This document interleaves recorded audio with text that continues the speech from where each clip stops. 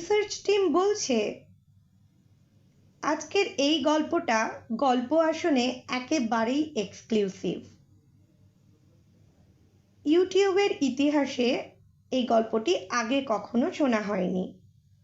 রাতের খাওয়া শেষ হতে না হতেই মায়ের হাঁক, কানাই, জিতু, বিভা, শ্যামা, তাড়াতাড়ি খেয়ে হাত পা ধুয়ে শুয়ে পড়ো, কাল খুব ভোরে উঠতে হবে, মাস্টারমশাই আসবেন। জ্যৈষ্ঠ মাস, উঠোনের ওপর ল্যাংড়ার আম গাছ থেকে দিন রাত টুপটাপ করে পাকা আম খসে পড়ছে।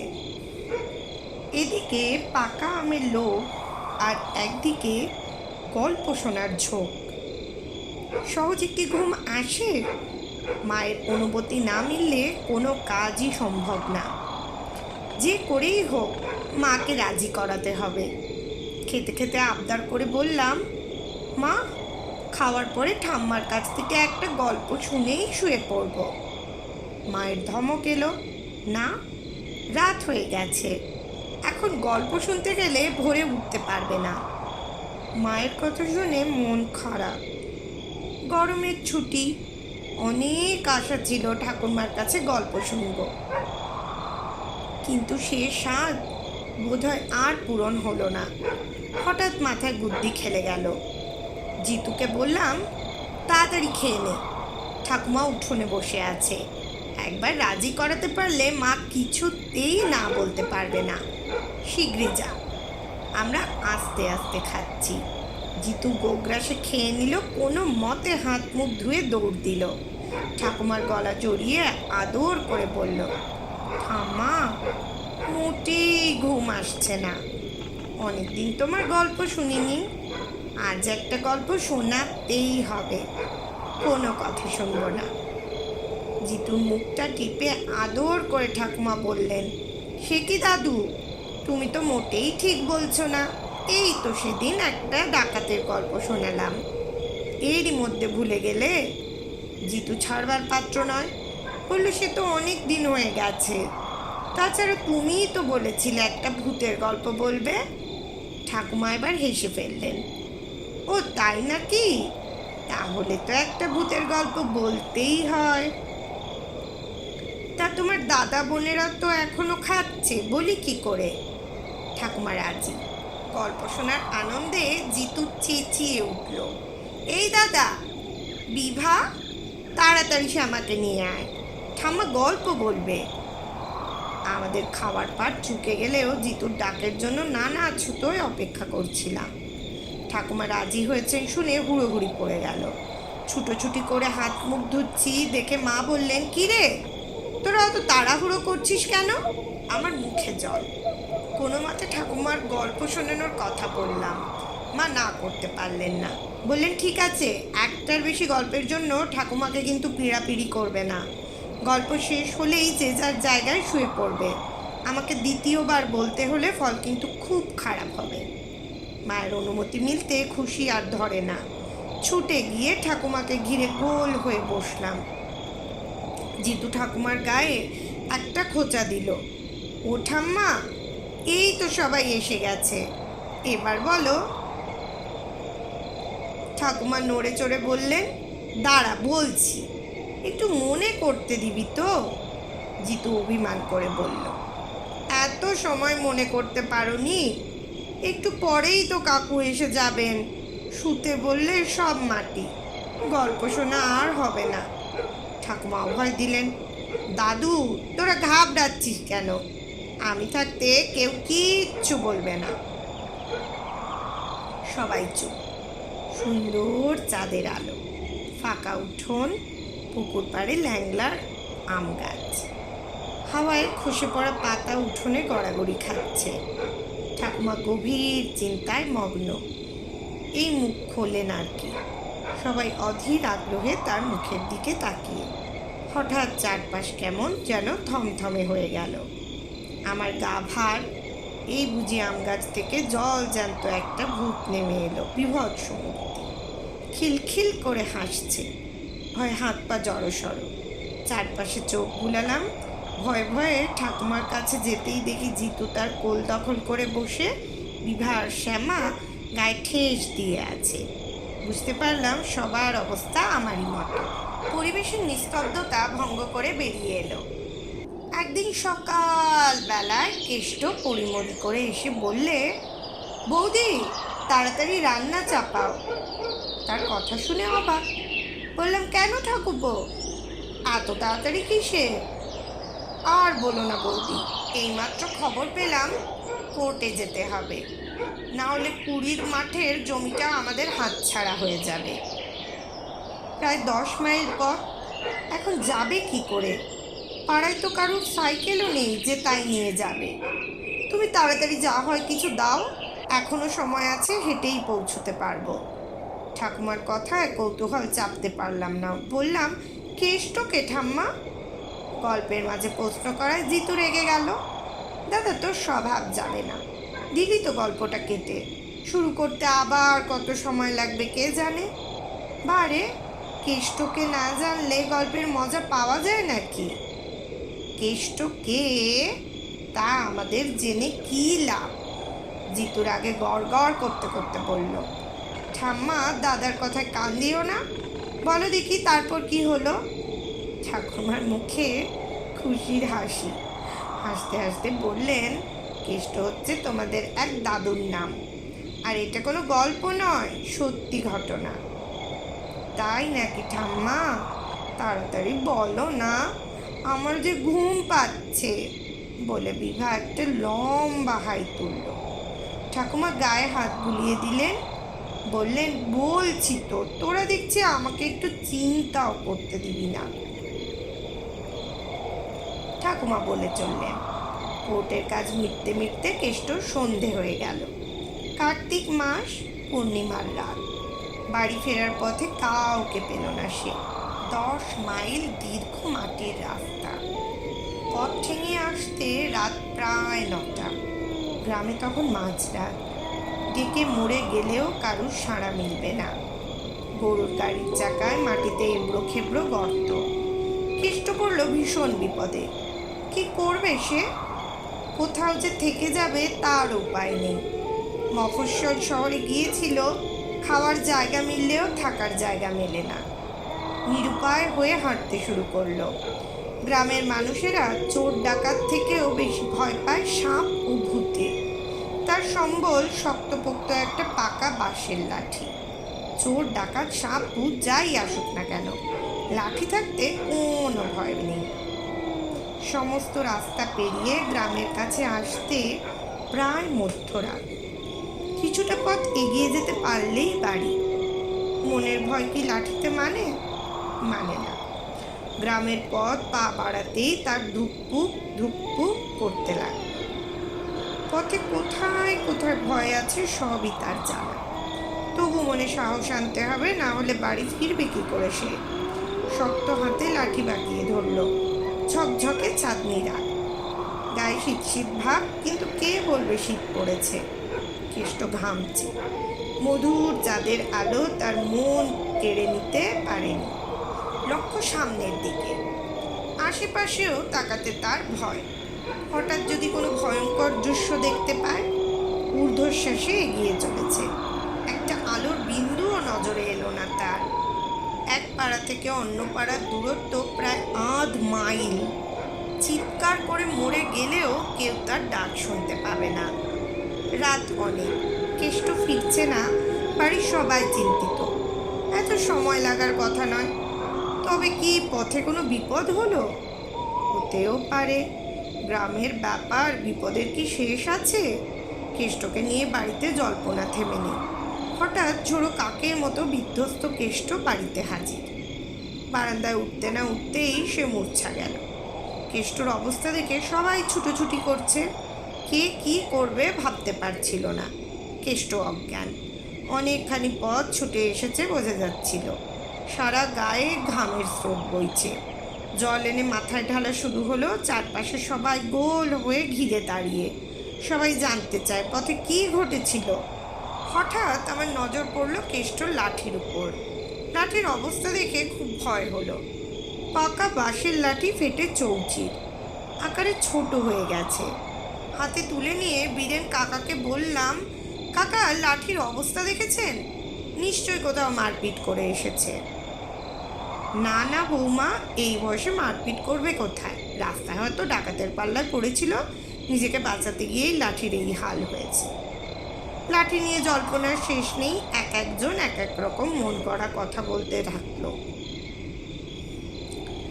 জলধারা নিয়ে থেমে নেই। বালতি বালতি জল এনে কেষ্টর মাথায় ঢালা হচ্ছে।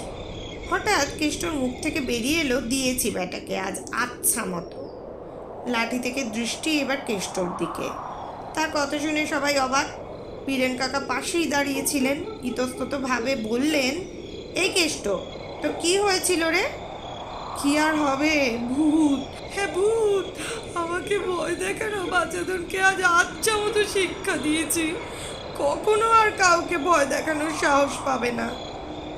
কেষ্টর কথা শুনে সবার মুখ শুকিয়ে গেল। ভূতকে কেউ কি কখনো মারতে পারে? অশরীরের কখনো শরীর থাকে নাকি? সবার মনে জিজ্ঞাসা, লাঠিটা তবে ভাঙলো কি করে? কিছু যে একটা ঘটেছে নিশ্চিত। ভূতকে বিশ্বাস নেই, যুক্তিতে ব্যাখ্যা মেলা মুশকিল। কখন কি বাঁধিয়ে বসে তার কি ঠিক আছে? বীরেন কাকা কেষ্টর কথা মানতে পারলেন না, বললেন, ভূত না ছাই, ভূতকে কি কখনো পেটানো যায়? নিশ্চয়ই রাস্তায় কাউকে মারধর করেছে। এখন কি হবে? কথায় বলে বাঘে ছুলে 18 ঘা, আর পুলিশে ছুলে 36। কি হয়েছে তাড়াতাড়ি বল, সেই মতো ব্যবস্থা করতে হবে।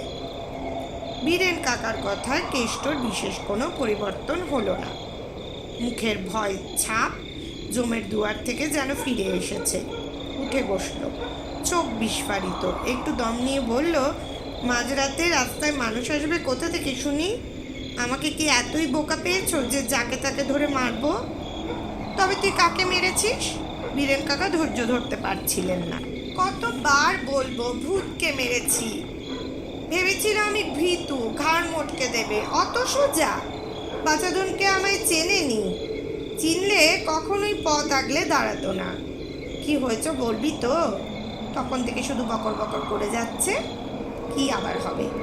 কেষ্ট বলে চলল। বড় রাস্তা থেকে নেমে গ্রামের পথ ধরলাম। হাঁটছি তো হাঁটছি, সোজা পথের দিকে দৃষ্টি। পথের উপর হঠাৎ একটা ভয়ঙ্কর মূর্তি দেখে থমকে দাঁড়ালাম। সাদা কাপড় পরা, বিশাল লম্বা, হাতছানি দিয়ে আমাকে ডাকছে। পরিষ্কার চাঁদের আলো। ভুল হবার কোনো কারণ নেই। বিশ্বাস হলো না। চোখে ভুল দেখছি না তো? হতেও পারে। দু চোখ ভালো করে রগড়ে নিলাম, কিন্তু না, আমার কোনো ভুল হয়নি। কি করি, কোন দিকে যাই ভেবে পেলাম না। পিছিয়ে যে যাব, কিন্তু যাব কোথায়? বুকের ভিতর হঠাৎ কে যেন ঢাকঢোল পেটাতে শুরু করেছে।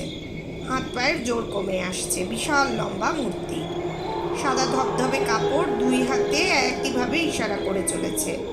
মানুষ কিছুতেই হতে পারে না।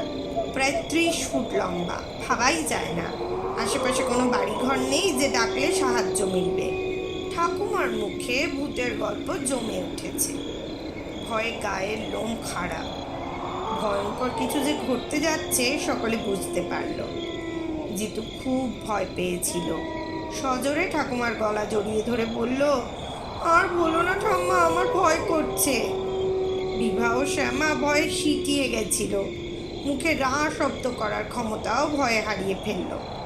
জিতুকে বলতে শুনে বুকে একটু সাহস পেল। বিভা বলল, ভাই ঠিক বলেছে ঠাম্মা, আজ এই পর্যন্ত থাক, বাকিটা কাল দুপুরে শুনবো। ঠাকুমা এক গাল হেসে বললেন, বুঝেছি দিদা, তোদের ভয় করছে। ভয়টা কিসের? আমি থাকতে ভূতের বাবারও সাধ্যি হবে না তোদেরকে কিছু করার। পরে ভূতের যে কি দশা হলো না শুনলে বুঝবি কি করে? ঠাকুমা বলে চললেন। পরিষ্কার চাঁদের আলো, কেষ্টর ভুল হওয়ার কথা না। সে বলে চলল, অনেক চিন্তা করে দেখলাম, যা হবার হবে, হয় এসপার না হয় ওসপার। ভূতের একদিন কি আমার একদিন। কোনো দিকে না তাকিয়ে সোজা এগিয়ে চললাম লক্ষ্য ভূত। মরেছি যখন মেরেই মরব। দুই হাতে পাকা বাঁশের শক্ত লাঠি। ঝাঁপিয়ে পড়লাম ভূতের ওপর। দিক বিদিক জ্ঞান শূন্য, মারতে মারতে লাঠির টুকরো টুকরো হয়ে ফেটে চৌচির। হাত হালকা হতে হুঁশ ফিরল। শক্তি কমে এসেছে। লাঠির অবস্থাও কাহিল। ভূত নির্বিকার, ঠায় দাঁড়িয়ে। অবস্থা বেগতিক বুঝে ছুটতে শুরু করলাম। ছুটতে ছুটতে কখন যে বাড়ি পৌঁছেছি জানি। বীরেন কাকার কিছুতেই বিশ্বাস হচ্ছিল না। ভূত ভূতে বিশ্বাস করেন না তিনি। কেষ্টও মিথ্যে বলে না। সে যে ভয় পেয়েছে সন্দেহ নেই। ভয় থেকে জ্বর আসলে বিপদ। যাই ঘটে থাকুক, একবার যাওয়া দরকার। পুনরায় যদি দেখা যায় সমস্ত প্রশ্নের উত্তর মিলে যাবে। বীরেন কাকা সাহস দিয়ে চললেন। চল দেখি আমার সাথে। কোথায় কাকে মেরেছিস দেখে আসি। কেষ্ট আপত্তি করল না। পাড়ার কিছু মানুষও এগিয়ে চলল তাদের সাথে। ঘোষপাড়ার বেশ কিছুটা আগেই ভজহরি বাবুর গলায় দড়ি দেওয়া আম গাছ। সেখানে সবাই হাজির। কেষ্ট দাঁড়িয়ে পড়েছে। সে আর এগিয়ে যেতে রাজি নয়। লম্বা বেরোস কাঠভূতটা তখনও ঠায় রাস্তার উপরে দাঁড়িয়ে। চাঁদের আলো আর ঠান্ডা বাতাস খেয়ে কিছুতেই তার মন যেন ভরছিল না। কেষ্টকে ভয় ভর করল। ভূতটা নিশ্চয় তাকে দেখে ফেলেছে, না হলে একই কায়দায় কিছুতেই তাকে ডাকত না। তার বীরত্ব আস্ফালন মুহূর্তে গুটিয়ে গেল। তাকে থমকে যেতে দেখে বীরেন কাকা বললেন, কি হলো কেষ্ট, দাঁড়িয়ে গেলি কেন? কেষ্ট ভয় ভয় বলল, আমি আর যাব না। যাবি না কেন? যাব কি মরতে? এত মার খাওয়ার পরেও ভূতটা দাঁড়িয়ে আছে দেখেও বলছো যাবি না কেন? তোমাদের যদি মরার শখ হয়ে থাকে যা। কি যা তাই বলছিস? বীরেন কাকা বলে চললেন। আমরা এতগুলো মানুষ থাকতেও ভয় হবে না? পাল্লায় তো পড়নি। সবাই মিলে কেষ্টকে ধরে নিয়ে এগিয়ে চলল। বীরেন কাকার মতো ডাক সাইটে মানুষও ভয় পেয়ে গেছিলেন, পাওয়ারই কথা। অমন দৃশ্য দেখলে কারই বা ধরে প্রাণ থাকে? ধবধবে সাদা কাপড় পরা দীর্ঘকায় মূর্তি দেখলে কে না ভয় পায়? দীর্ঘ সময়ের নিরীক্ষণে মনে কিছুটা সাহস সঞ্চারিত হলো। সবাই সতর্ক। বীরেন কাকা সবাইকে সাবধান করে দিলেন প্রস্তুত থাকার জন্য। ধীর পায়ে অতি সন্তর্পণে সবাই এগিয়ে চলল। সুযোগ পেলে কেষ্ট পালাতো, কিন্তু তার কোনো উপায় নেই। সঙ্গীদের অবস্থা কেষ্টর থেকে খুব একটা ভালো না। সকলের বুকের ভিতর কে বা কারা যেন দুমদাম শব্দে হাতুড়ি পিটিয়ে চলেছে। পিছিয়ে যে যাবে বীরেন কাকার জন্য পারল না। তবে সবাই প্রস্তুত। বিপদ বুঝলে চোখ কান বুঝিয়ে দৌড় দেবে। কথায় কথায় কেউই খেয়াল করেনি কখন ভূতের কাছে গিয়ে পৌঁছিয়েছে। কেষ্টর হাত ধরে বীরেন কাকা হঠাৎ তাকে বললেন, এই তোর ভূত। ভূত বলেই কেষ্ট ছুটে পালাতে গিয়েও পারল না। তার হাত ধরে বীরেন কাকা বললেন, এটাকে পিটিয়েছিলি? সত্যি তোর সাহসের বলিহারি। সামান্য একটা খেজুর গাছকে দেখেও যে মানুষ ভয় পায়, এই প্রথম দেখলাম। কেষ্ট ভালোভাবে দেখল, সত্যি খেজুর গাছ। গাছের গোড়ায় টর্চের আলো ফেলে দেখলো লাঠির টুকরো পড়ে আছে। কেষ্ট ভেবে পাচ্ছিল না কি করে এমন ভুল হলো তার। গাছপালা দেখে মানুষ ভয় পায় শুনেছে, কিন্তু কখনো তার জীবনে ঘটেনি। গাছটার আগা পাঁচতলা ভালো করে চোখ বোলাতে শুরু করলো। সামান্য গাছ থেকে সে ভয় পেয়ে যাবে কিছুতেই হতে পারে না। 12 মাস এই পথেই যাতায়াত। সকালেও গিয়েছিল এই পথে। ভালো করে নজর করতে বুঝতে পারলো গাছের হঠাৎ পরিবর্তনই তার ভয়ের কারণ। সে সকালে বেরিয়ে যাওয়ার পর দিনের বেলায় গাছটাকে রসের জন্য সুন্দরভাবে ছেটে ছুটে পরিষ্কার করেছে। মাথার পাতা হালকা, রাতে চাঁদের আলো, হালকা বাতাসে গাছের পাতা নড়েছে। গায়ের বেগড়ে পরিষ্কার করে দেওয়ায় সাদা ধবধবে। তার উপর চাঁদের আলোয় মনে হতেই পারে কেউ সাদা কাপড় পরে হাতছানি দিয়ে ডাকছে। বীরেন কাকাও তার ভয়ের কারণ বুঝতে পেরেছিলেন। ভয়ের ঘোরে ভূতের জন্ম। কেষ্টর ক্ষেত্রে তাই ঘটেছিল। হাসতে হাসতে বললেন, কেষ্ট, এই নাকি তোর সাহস? এতদিন যা শুনে এসেছি সবই ভুল। লজ্জায় কেষ্টর মাথা কাটা যাচ্ছিল। কোনো উত্তর দিতে পারল না সে। বন্ধুরা, আজ তোমরা শুনলে মোহন মুখোপাধ্যায়ের লেখা ঘায়েল ভূত গল্পটি। আমাদের গল্প আসনেরও এটাই উদ্দেশ্য, ছোটোবেলায় আমরা যেমন ঠাকুমা, কাকিমা, জেঠিমা, মা, বাবা এই সমস্ত গুরুজনদের থেকে যে সুন্দর সুন্দর ভালো ভালো দুষ্টু দুষ্টু গল্পগুলো শুনতাম, তোমাদেরকে সেই ছোট্টবেলায় নিয়ে যাওয়া। আশা করি গল্পটা তোমাদের ভালো লেগেছে। তাহলে প্লিজ অনেক বেশি করে লাইক, সাবস্ক্রাইব আর কমেন্ট করো, আর জানাও কেমন লাগছে তোমাদের। আশিরচা, এই গল্পটা তোমার কেমন লেগেছে? খুব ভালো লেগেছে। বন্ধুরা, যদি তোমাদেরও এই গল্পগুলো ভালো লাগে তাহলে লাইক, সাবস্ক্রাইব আর শেয়ার করে কমেন্টে দাঁড়াও কী কী নতুন গল্প শুনবে। ঠিক, তাড়াতাড়ি জানাও আমাদের কি কি নতুন গল্প শুনবে।